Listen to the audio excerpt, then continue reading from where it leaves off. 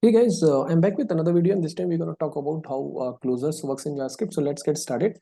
Before we proceed, just little background around the project structure that we have. We have this index.html file, which is referring to index.js script. This is the file where we are going to write our JavaScript code, and we'll see how the output is coming on browser console, right? Also to update, I'm using this live server plugin. You can get it on the marketplace. You can just get it installed, and you can just right click on this index.html and you just say open with live server. With this I should be able to host my content, and which would be served by the browser, right?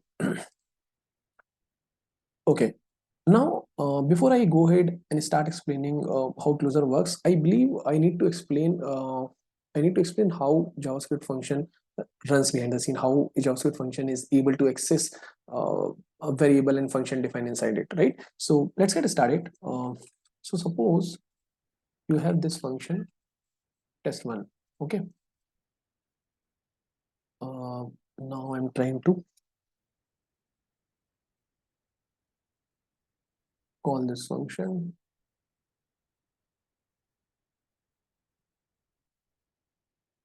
Okay,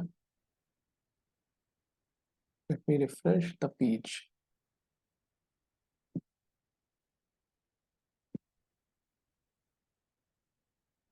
Okay, now as soon as I hit continue, right? So you see this test1 function is getting pushed to call stack, and even till now I have not executed the line number 3. The memory has been allocated to the variable a, and it is undefined as of now, right? So that's how JavaScript works, right? Uh, as soon as I get you know trying to execute any function, this get pushed to call stack, and in the memory allocation phase, memory would be allocated for all the variable and the function defined inside it, right? Now when I'm actually going to execute the code, when I'm actually trying to execute it, right? This is basically code execution phase, right? Where where actual code will be run, right? Now I'm going to hit line 3, right? It will say a is equal to 10. Okay, a is equal to 10. Now I'm trying to print the value of a, that is 10. Okay, perfect. Now one thing we know, if we are defining a variable in some scope, in function scope, and if we are trying to access the value of that variable in the same scope in which it was defined, we can access it, right? So far so good. Now let's try to execute this function.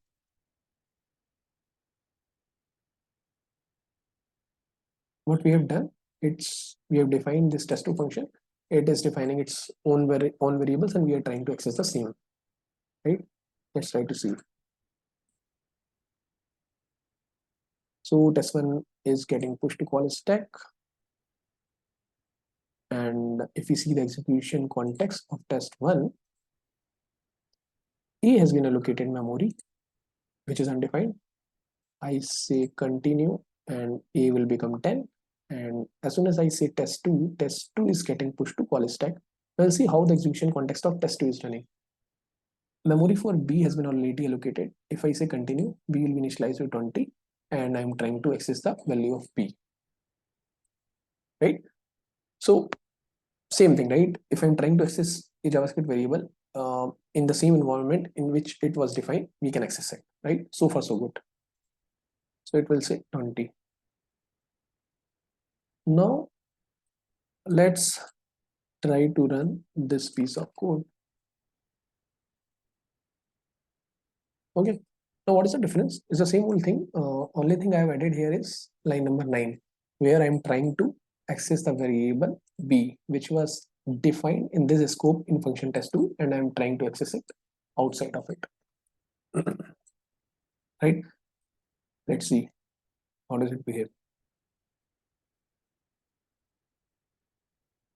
So I'll just quickly refresh the page. It's calling the test1 function. Test1 is getting pushed to call stack. Memory has been already allocated to variable a and test2. And if I say continue, a becomes 10. I'm trying to access the value of a in the same scope in which it was defined. So it will print 10. Now I'm trying to execute test2 function. Test2 will be pushed to call stack. And if you see, B has been allocated memory, but it is undefined as of now. I'll say continue. B is 20 now. Value of B should be 20. Okay, now test2 function has finished executing. As soon as a function is getting finished, is finished, already finished executing, right? Then that particular function would be popped out from the call stack. It's not there in the call stack, right? JavaScript has already executed it, right? It's not needed anymore. Since the function is not needed anymore, all the variable and the function defined inside of it will be freed up, right? Memory for all those function variable will be freed. Garbage collector will be collecting all this memory and will be releasing that memory to some other purpose, right? So now B doesn't exist in the system, right? B doesn't exist in the picture because memory for B has been already freed when the test2 function was already executed, right? So if you're trying to access any variable which doesn't exist, what should be the error? B is not defined. Okay, right?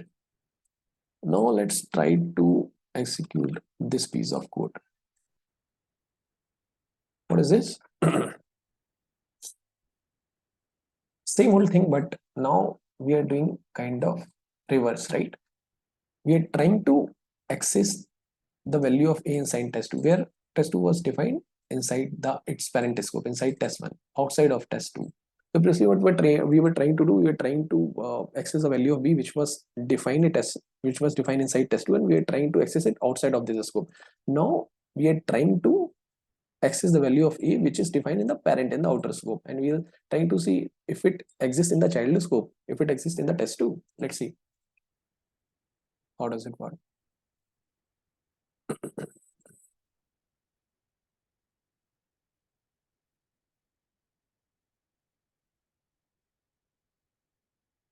Okay, test1 is getting pushed to call stack. A becomes 10, we are calling test2.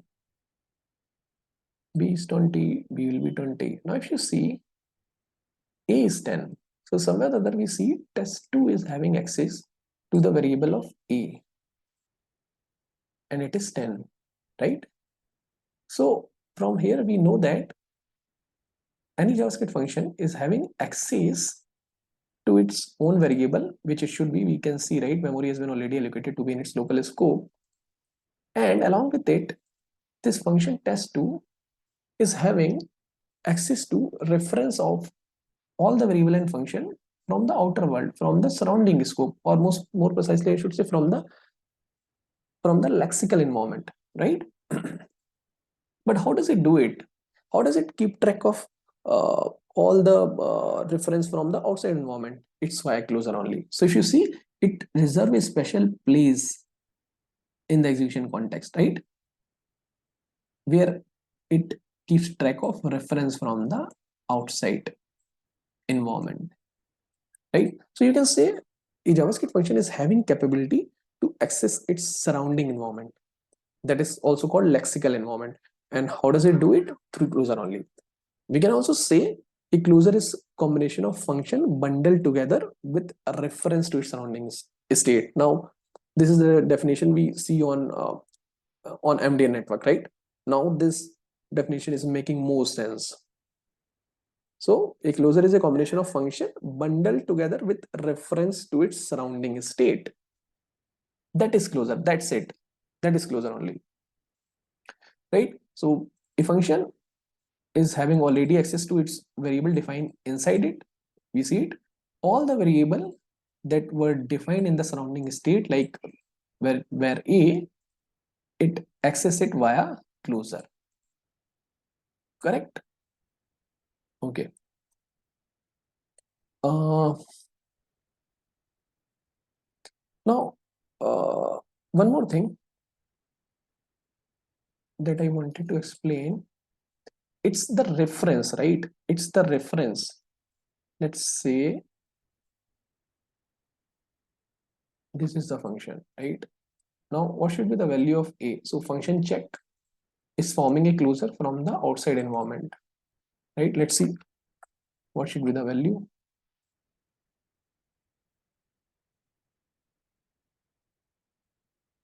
Okay, test1 is not undefined. I'll make it test1. Okay. So let me refresh the page. Okay, right? So let me place it in the here. Okay, I'm not calling the check one.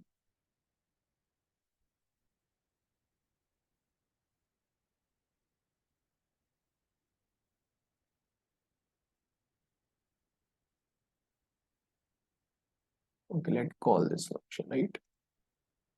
If I'm calling the test one function, it's coming inside check. If you see, this check function is forming a closure and it is having access to variable a. It is having access to reference of the variable a, right? So when I say reference, it's not value, it's a reference. Whenever the value of a is getting changed, it will keep giving you the live value of a, right? It's a reference, just to clear the doubt, right? It's a reference, not a value. What is the actual value of a at this moment of time, that reference will give you, right? Okay, now one more thing, it's not only the variable that uh, that inner function is able to access, it's the function as well, right? It's the function as well. What I'm saying, I will just explain you. So if you see this thing, just a minute. Yes, let's see, I'm having console.log. Yeah, and let's see what happens here.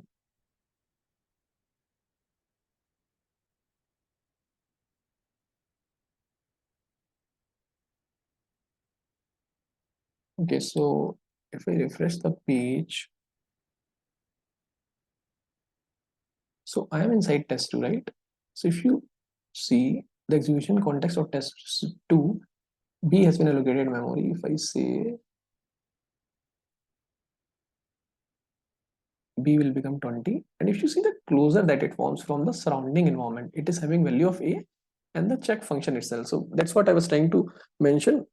The closure it forms from the surrounding environment, it includes variable as well as a function as well, right? Okay, now let's try to examine this piece of code. I hope now we should have clarity of how closure comes into the picture, right? Whenever we try to execute any function.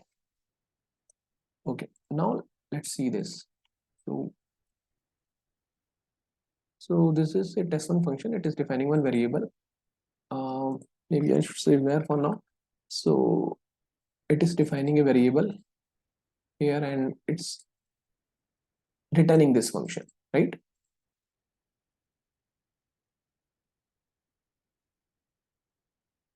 So if I call this test one function, right, what it will return? It will return a function reference, and that function reference I will execute it.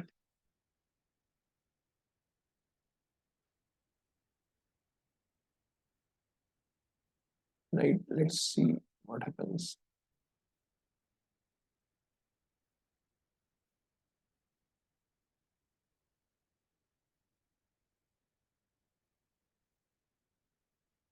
So we are inside the check function. Let's try to see the execution context. Okay,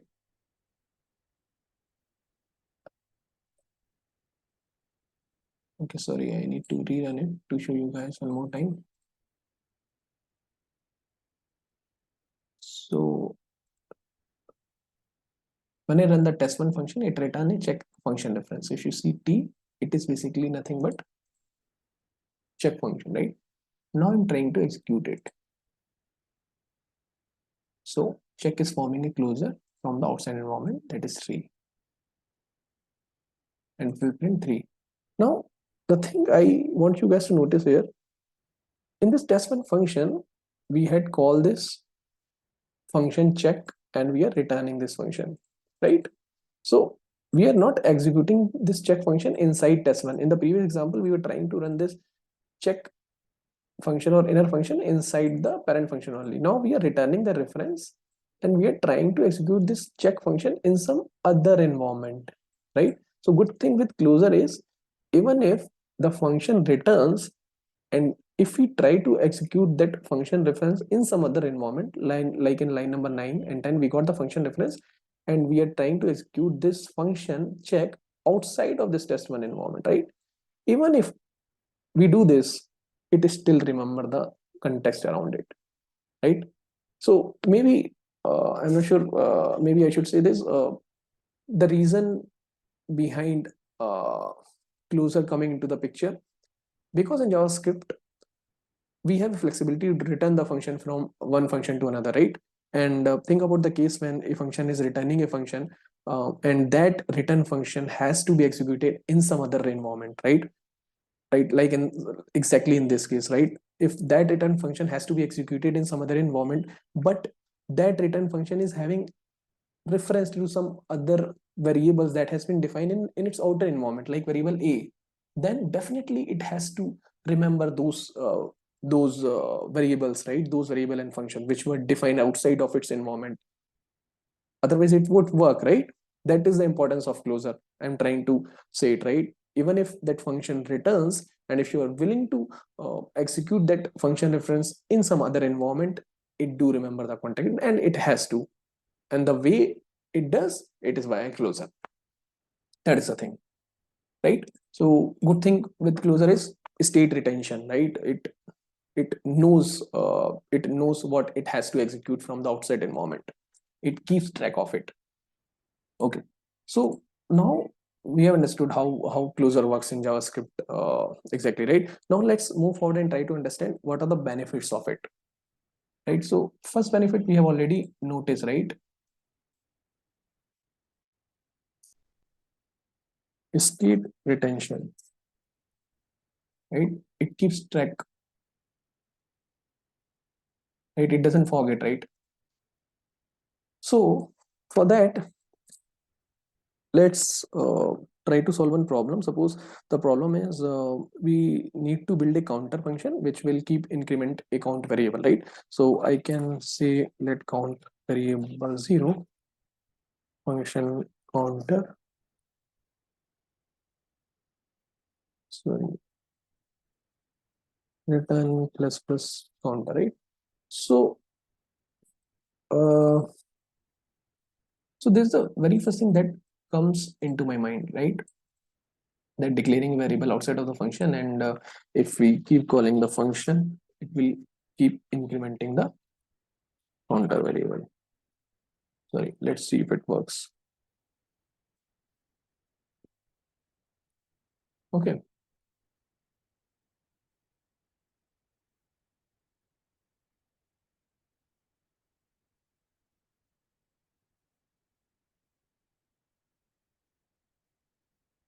okay, it should be count.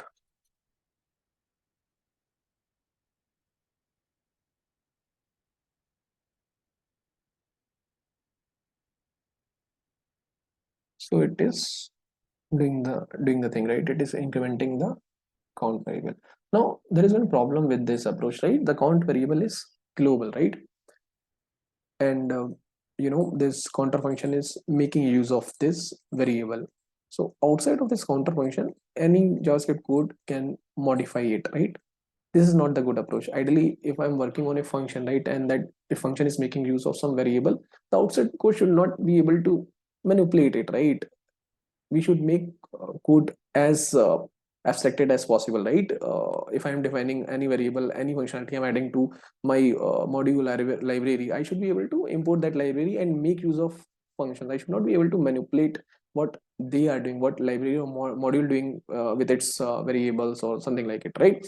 So this is definitely not the right approach, right? So we need a way in which make the counter, this count variable, private to this function, and we should be able to still we should be able to get the counter, and we should be able to increment it, right? How can we do it? Via closure only. So if I am just saying function counter function, and I am defining this count variable, I'm saying plus this count, right? And I'm saying counter function is equal to counter,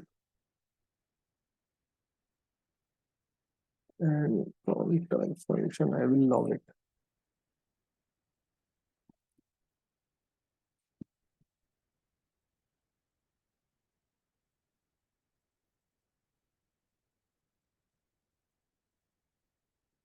right? It's printing 1 2 3 4. Okay, so what do? We define this counter function, we define this count variable, and it's returning the function, right? Returning the function.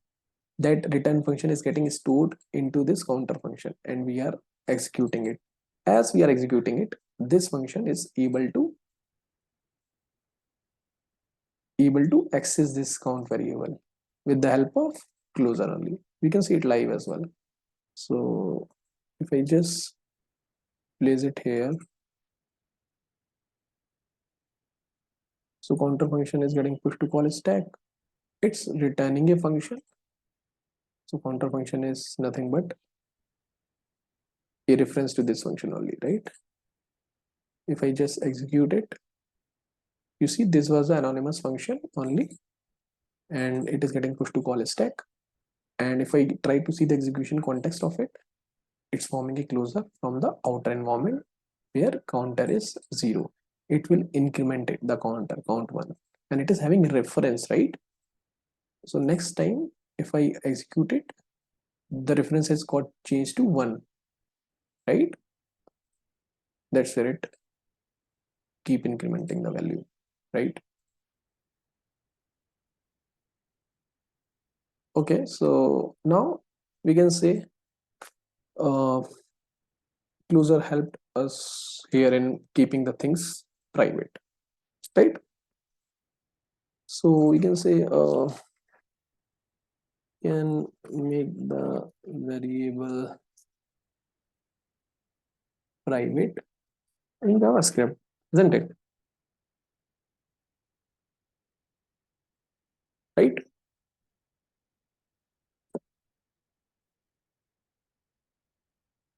Okay.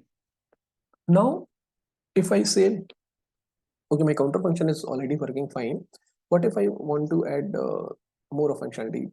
I'll say like it's not only the increment which I need to perform, I need decrement functionality as well, right? So basically, I'm looking for multiple functionality from this counter function, which as a consumer I should be able to execute it, right? So what I can do, I will return kind of object. Let's say increment, and I will say function return plus plus counter, sorry, count,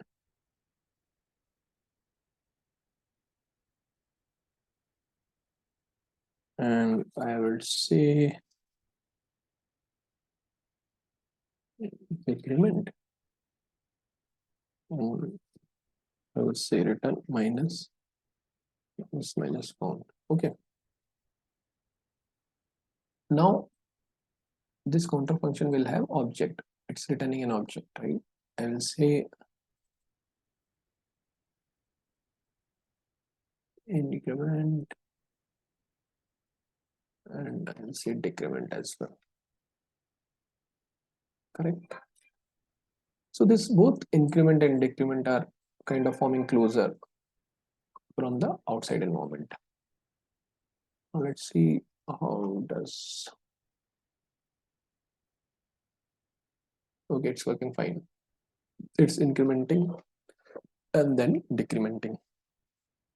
Now you see, if I want to access the increment and decrement function of okay, before I go ahead, one more thing. Did you notice now with this kind of approach we are able to make the things private, and we are able to write our public method which would be consumed by the consumer, which we are doing already, and this method are able to manipulate the variables defined inside this function, right? So we are able to create private variables, right? And private variables, and we are able to write methods that are available to public, which will be making use of this private variable, right? We are not giving access to this count variable to the outside world, right? What is this thing called in Ops, right? Nothing but encapsulation, right? Binding the private variable with the object methods, right? And we are giving access to object method to the consumer, right? So this is nothing but encapsulation. So we are able to achieve encapsulation in JavaScript, right?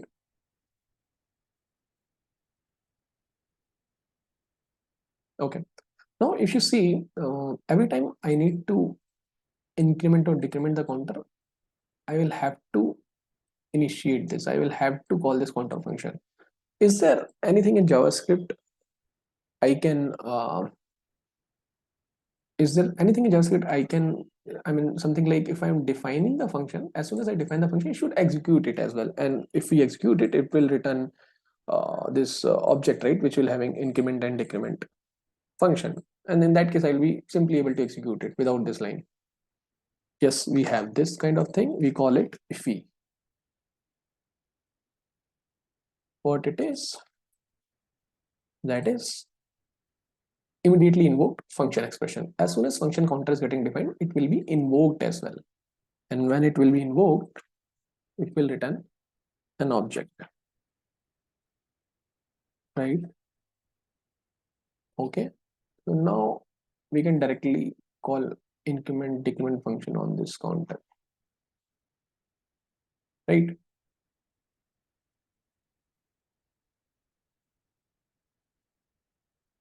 So works fine, right? So you can think of, you can develop a kind of module which if you import it in your function, in your any piece of code, it will give you access to all the increment and decrement function and some other function it might contain, right? I'm not sure if you are remembering or if you are getting it. This is nothing but module pattern in JavaScript, right? And many of the JavaScript library, jQuery is one of them, make use of such patterns, right, to build that kind of library functions for you, right? uh, okay, so we can also say now helpful in building design pattern in JavaScript. That is one of them, maybe module pattern,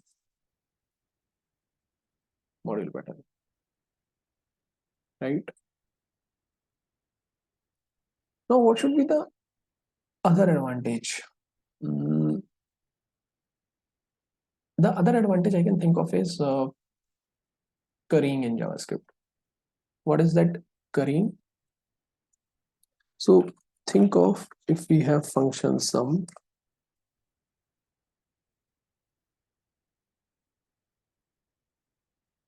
Sorry, what I'm doing. So if I am having this function something like this, and this function is doing like nothing but returning sum of a plus b, right? So very simple function sum, and it is kind of returning sum of past parameter, right? So by any chance, if I, okay, so how do I call this function? Like this, right? Sum1 2, it will give me 3, right? Now by any chance, if I convert this call to this, right, and of course output should remain the same. If I am able to call this function like this, some function in this manner, and it should I mean, I should write some function in such a way so that I should be able to execute in this manner. What is this way? I mean, calling function multiple times, not once, calling function multiple times with different parameters, right, again and again. If we can do it, that thing is called currying in JavaScript. And actually, if we are able to write such function, we'll call this function currying function. So let me write it for you, then probably we'll be having better idea of it. If I just say, so if you see, I need to call this function. Currying sum is going to be a function, and very first time when I'm calling it, I need to pass only one argument. Okay, let's pass it. What should be the, what should it should be returning? It should be returning a function only, right? Only then I should be able to execute that function with my second argument, right? Let's say it's returning a function. and then it's expecting the another argument. Sorry.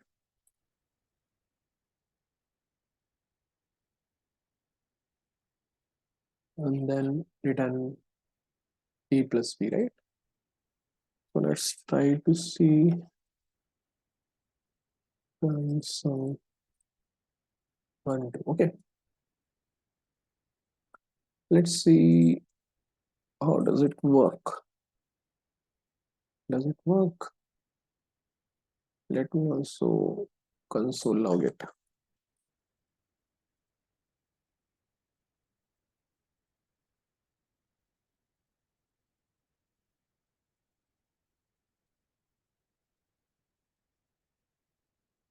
Okay, let me refresh the page.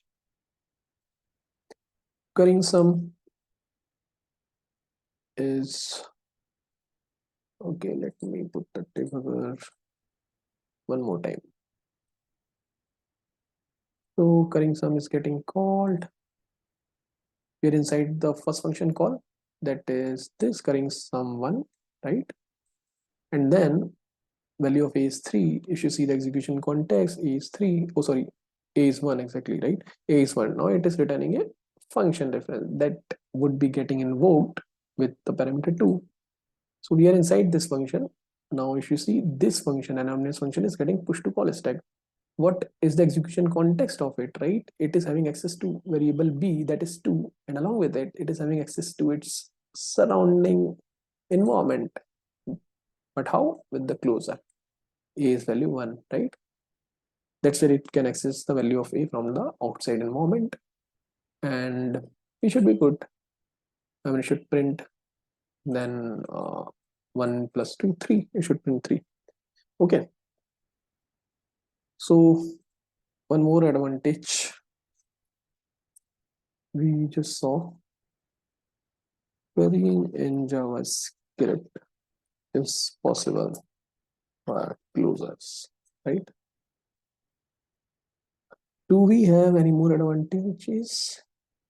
One last I can think of is memoization, right? What is memoization? Let's try to understand that. Suppose if you have this, let's take very basic example function, make it double, something like it. Let's say if I'm passing one argument n, return n to 2, right? If I'm calling this make it double, right?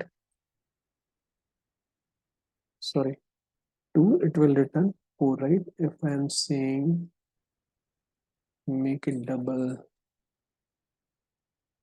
5, it will return 10, right? So what I'm trying to say is, suppose you're trying to passing some variable, right? It will calculate, it will do some, apply some logic, and it will return the result, right? Now, if I again call with the same number of parameters, it will again do the calculation 2 into 2 and return the 4. All good, right? But think about if this was very simple function, right? But suppose I am writing a function that is like taking a lot of time, that is kind of CPU intensive thing, right? I mean, it is doing a lot of calculation, and probably after some time it is giving you result, right?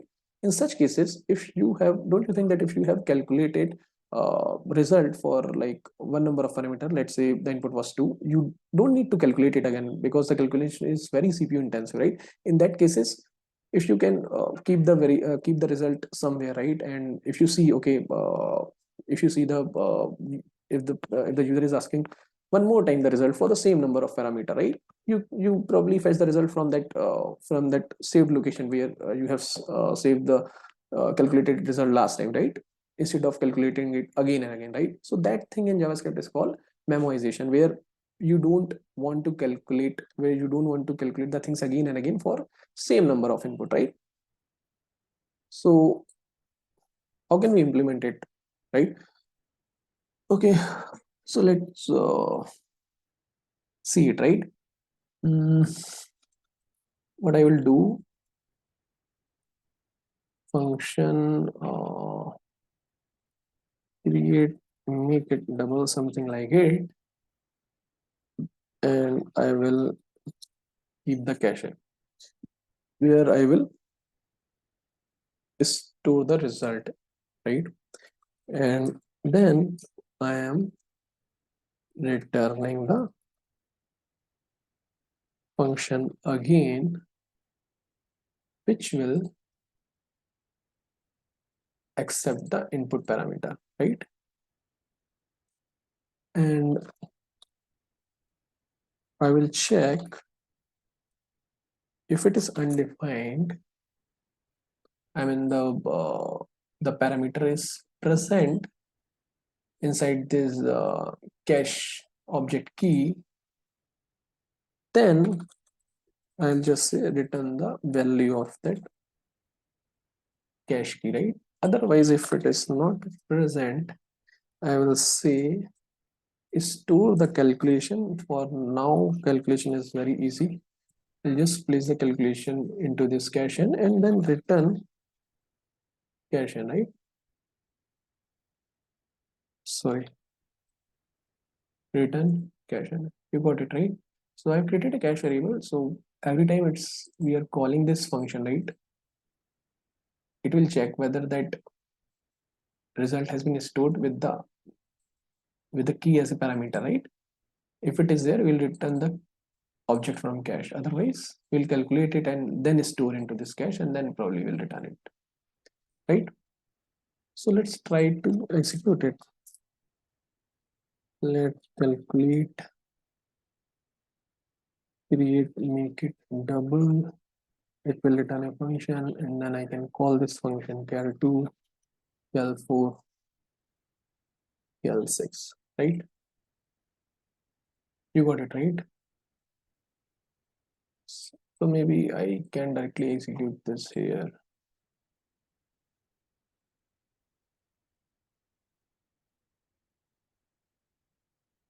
Right, and I am this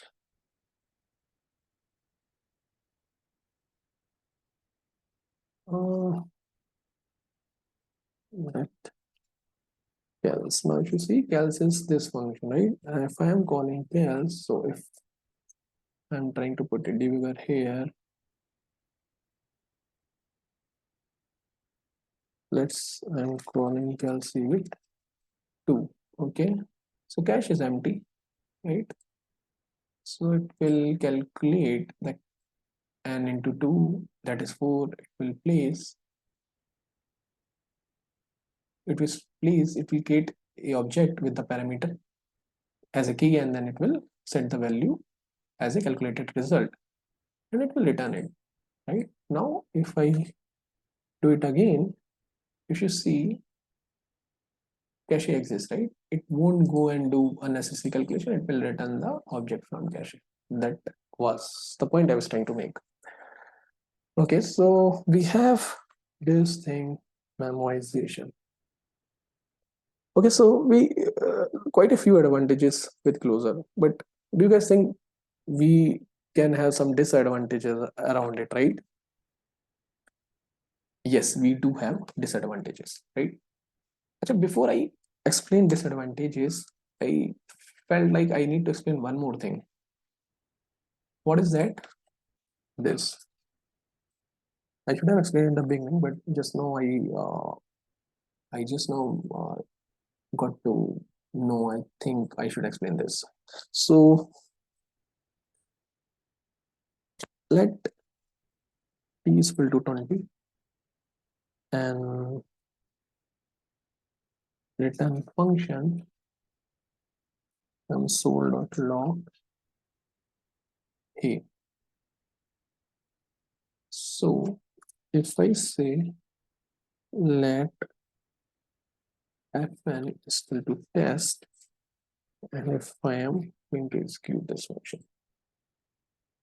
So what I'm saying, I'm just executing this test function, and it's basically returning a function reference. I'm trying to execute that function reference, right? So let's see what happens here.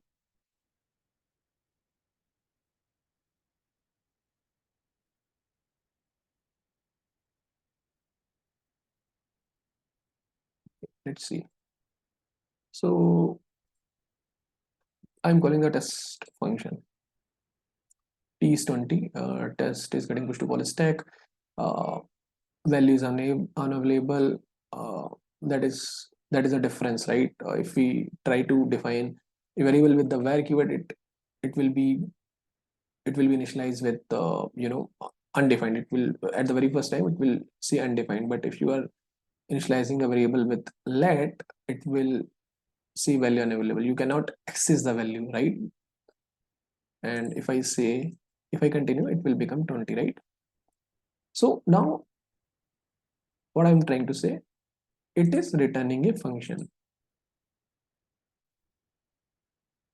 Okay, maybe I need to re-debug it. It didn't came into that point. Sorry. So it's returning a function.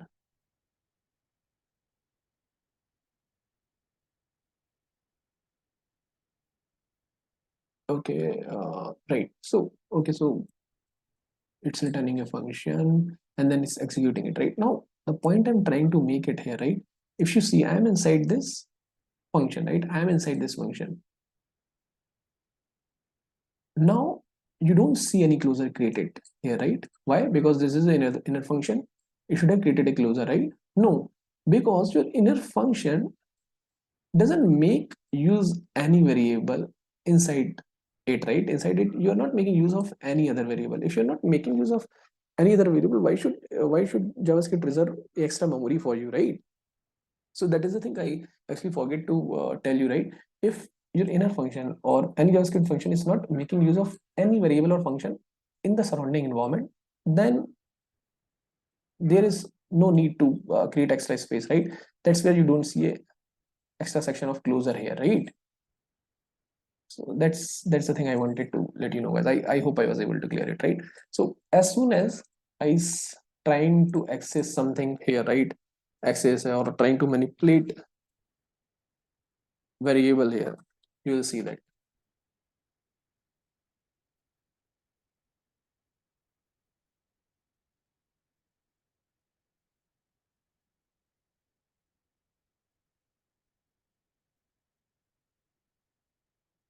function.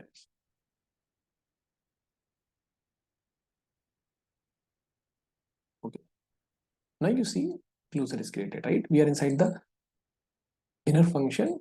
Closure is created because this function needs the variable t, and if it needs, JavaScript need to create some memory, need to create some space where it will keep track of the it will keep track of the reference from the outside environment. But in our previous case, we were not using this, right? We are not using the variable from the outer environment. That is where the closure was not created, right? So that's the one thing I wanted to let you know, guys, right? Okay, so now let's come to the disadvantages of it, right? So if you see, right, uh, we have defined this function test, right? And it is returning a function which is having access to t. So as just now we saw that, right? Closure will be created, and extra memory will be provided to keep track of reference from the outside environment, right? So now suppose I have called this function. I have done calling this function. Now I don't need this anymore. But JavaScript doesn't know, no, right? JavaScript, you in the future you may call again, right? You may call this function again, right? So the bad thing with closure is until unless you are not explicitly making the things null, right? It won't free up the memories, right? So as I said, right, till this this thing, right? If you call this, right, you can access the closure memory. You can access the variable defined outside of the inner function, right? But ideally what happens when you're defining a variable inside function, right? And the function execution has been completed, all the variable inside it has been collected by garbage collector, right? Has been freed, memory has been freed for those variable defined inside those function, and when it has been finished executing. But that's not the case with closure. The Till the moment closure is active, garbage collector cannot feed the memory for them. because that is ideal also, because in the future also I can execute this function, right? It should remember the execution context around it, right? So what do we need to do? We need to make the things explicitly null. If I say fn null, then only it will clear the memory for closure, right? That's the one advantage, oh sorry, disadvantage I was thinking, I was having in my mind, right? uh, so one more thing, right? As we saw, right, whenever we create a closure, it's creating extra space in the memory, right? To keep the track of things from the surrounding environment. So depend on if you are creating a lot of closure, if you are creating doing a lot of closure in your code base, right, it will occupy a lot of things. It will occupy a lot of things, right? So you need to make sure you are creating closure only when it is needed, right? So if you are having a lot of closure, it will slow down your slow down your process, right? It will slow down all the functions calls, right? Okay, so we have talked about like all the advantages of closure, all the disadvantages of closure that I can think of. Now let's try to some of the problem related to closure that I have seen, like most of the interviewers keep asking, right? I'm having like a number of year experience, but whenever I have given JavaScript interview, every interviewer comes with the same problem, right? I'm not sure why they keep asking the same problem, but let's try to solve that, because that problem are those problems are quite interesting, right? So it's kind of difficult to explain the solution of it. People know the solution, but most of the time what happens, they fail to explain it, and that's where interview knows how much in depth do you know closer, right? So let's try to execute those things, right? So uh, one problem I can think of is like, suppose you have mm, I'm trying to frame the problem in some different manner. Suppose you're trying to build one voting app, right? You have like a number of voting buttons, right? And whenever you click any voting button, it will say, okay, you have clicked this button, right? Or so let's say you have like a number of button 1, button 2, button 3, and if I click button 2, it should say button 2 has been clicked. And if you click button 3, it should say button 3 has been clicked, right? So it's kind of dynamic, right? And number of buttons are there, right? And all you need to implement is probably the kind of alert message in the browser, okay, button 1 has been clicked or button 2 has been clicked, right? So let's see what happens. So I am having this 3 button. You can call it a voting button. I am trying to do vote to my favorite party, something like it, right? And as the number of button can be anything, right, I will keep an array for the same that will be, you can think,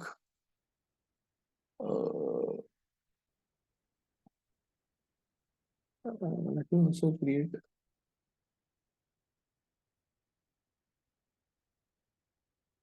a function out of it.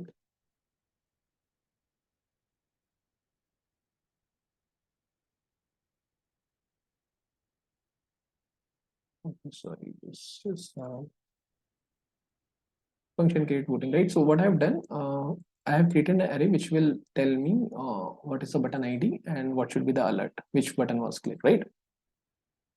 Now I need to bind a click event for all the buttons, right? So basically I need a for loop here. Let's say I'm saying where I is equal to 0, I less than btn array dot length I plus plus, right?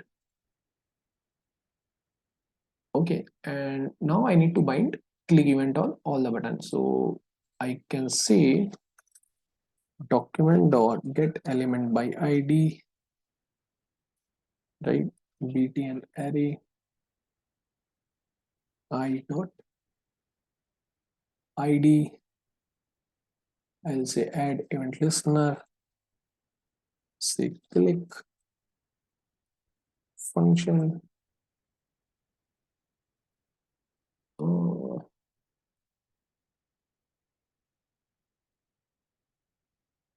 So I say console.log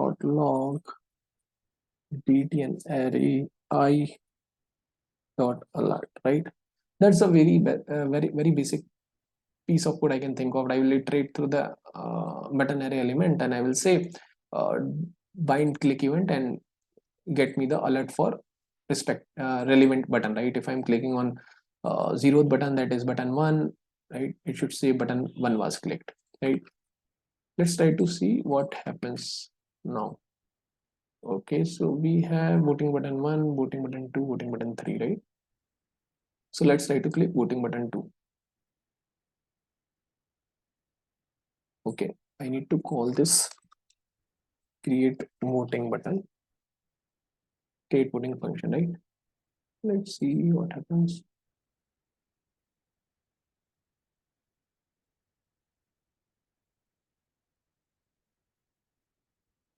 Okay, so if I'm calling it, okay, I'm getting some error. Cannot read property of undefined. Okay, what happens? Why we are seeing this error, right? Let's say undefined. It's saying property of undefined. That means button array is I is undefined. Let's see what should be the value of I. Console.log I, right? Let's see.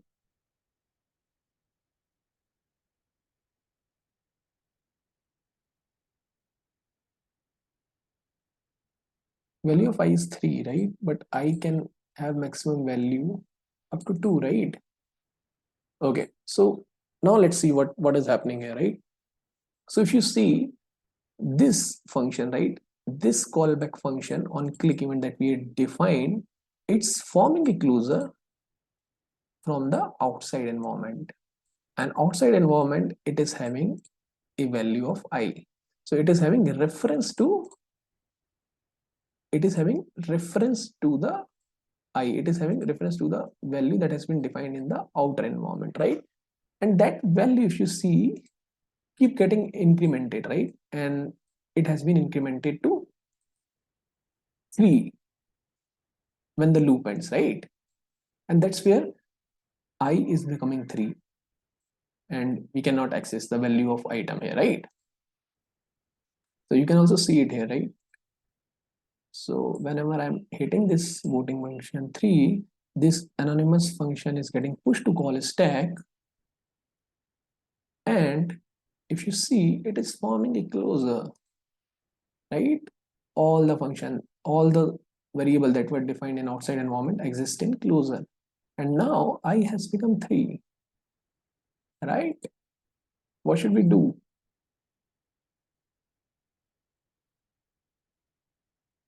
Now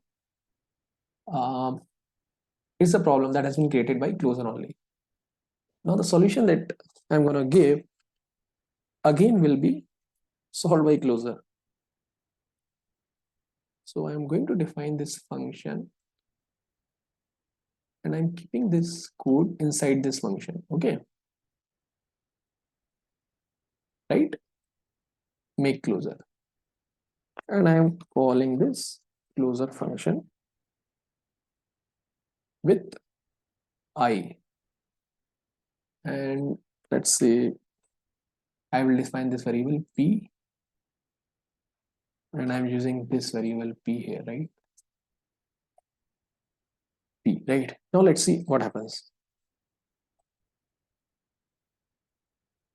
Okay. Okay, let's see if it works or not.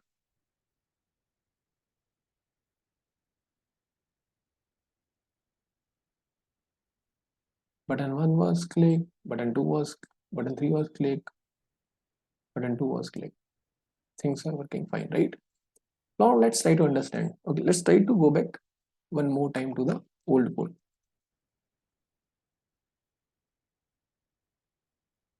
right? So this was the old code, right? So whenever we are trying to click any button, right, whether it's going to be button 1, button 2, button 3, right, a callback is being registered, right? And that callback is forming a closure from the outside environment. What is the outside environment? It's button array and variable I, right? And as I had explained, it is tracking the reference, right? If that reference got changed, it will show the live value at that point of time, right? Now, if I am clicking, first time I'm clicking button 1 and then button 2 and then button 3. So basically, 3 callbacks are being registered on the JavaScript end, right? And then all the 3 callbacks are forming a closure with the variable I.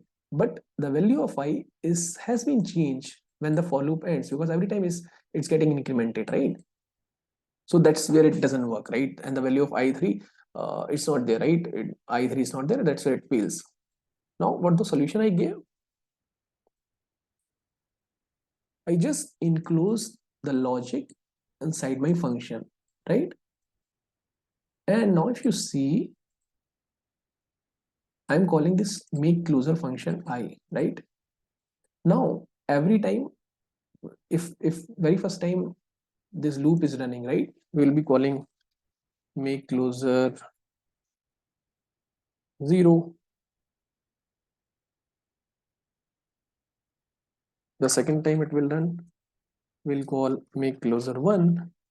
The third time it will call, we'll call make closure 2, right? So you see that now very first time we call make closure 0, right? When the I was 0, it will come inside this function. Now again, if function callback is being registered and it is forming a closure with this variable that is private, right? That is kind of local variable of this make closure, right? So it is kind of forming a closure from the outside environment, that is P, right? Now second time when we are running make closure, it is again forming a closure, right, with the value 1, right? That's what we need, right? Now similar in the case of make closure 2, it is again forming a closure with the value 2. That's what we need. So we are registering three callback event. We are registering 3 callback event, and all the 3 callback event are forming a closure with 3 different values of P. Very first time it form a closure with P0, right? Another time it form a closure with 1, and the very last time it form a closure with the value of 2. And that's how it works. I hope I was able to explain, right? Right. Now let's come to the last problem, right? That people keep asking, right? I think now we are in good shape to answer that, right? This. So what should be the output of this? So if I just execute it, right, people will think that every time we are registering a callback, right? Set timeout callback, and each and every second, that is like 1000 millisecond and then 2000 millisecond, each and every second I will we should be able to print the value of 1 2 3 4 5 each and every second. The code looks like this only, but we know what is happening, right? What is happening? This set timeout callback function, every time it gets executed, it's forming a callback, it's forming a closure from the outside environment, that value I, right? And every time when the function runs, it's keep getting changed, and it points to the reference of I. So let's see what does it do. So every time it's printing 6, because when we have registered all the callbacks and for loop has been finished executing, the value of I was 6, right? How can we fix it? I can just wrap this function, make closure,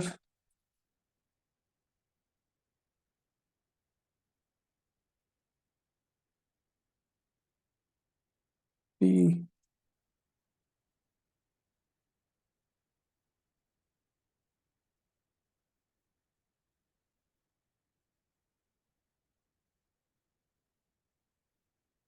right? And I can say just P. Okay, and I can just call make closer I.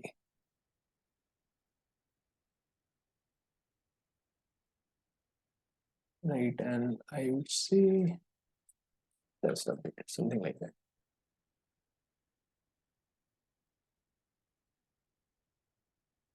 So if I just say test updated,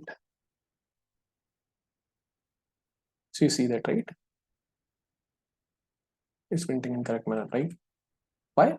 Because every time this make closer function run independently, right? Every time we are invoking, it's forming a closer with new value all the time.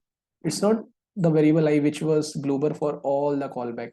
Every time we are executing a function, every time a for loop is running, we are executing a function. A new callback is raised at, and it is forming a closer with different value of p every time make closer run, right? That's what I wanted to explain here, right? So I hope I was able to explain. So I think that is all about the closers, right? And I think we have discussed all the advantages, disadvantages, and famous interview problems around the same. So that is pretty much it. So if you guys are still having any more doubts, please feel free to drop in comments. I will be more than happy to address all the queries. So yeah, that's it. Thanks, guys. And of course, if you like the content, please do subscribe to my channel. Thank you.